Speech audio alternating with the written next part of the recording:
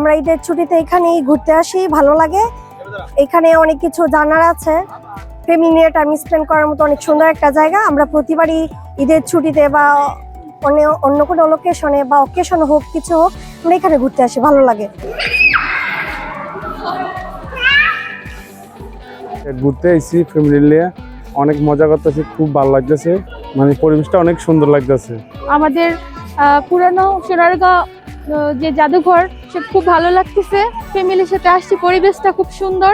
সোনারগাঁও জাদুঘরে এসে দেখলাম এখানে যে অনেক কিছু শুনেছিলাম আগে, আমি লাইফে ফার্স্ট টাইম সোনারগাঁও জাদুঘরে আসলাম। সোনারগাঁও জাদুঘরে এসে দেখলাম আসলে যেটা তো আশা করছিলাম যে তেমন কিছু মনে হয় না, কিন্তু আসলে এখানে অনেক কিছু দেখার আছে। এখানে দেখে আমাদের খুবই ভালো লাগলো। আমাদের ফ্যামিলির যে ছুটির সময়টা এখানে কাটালাম, খুবই ভালো একটা বিষয়। এখানে অনেক কিছু দেখার আছে। ঐতিহ্যবাহী জাদুঘর, অনেক কিছু পুরানো, ছোট আমার বাচ্চা মেয়েকে নিয়ে সবকিছু দেখাচ্ছি।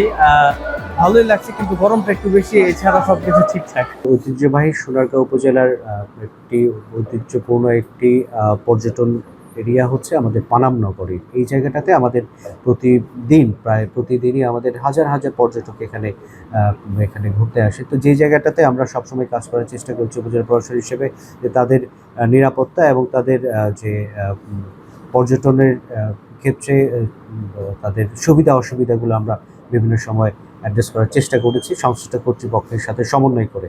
সেই হিসেবে আমাদের এখন পর্যন্ত ব্যবস্থাপনার ক্ষেত্রে আমরা সর্বোচ্চ গুরুত্ব দিয়েছি এই জায়গাটাতে, এবং আমরা ভবিষ্যতে এটাকে গুরুত্ব দেব।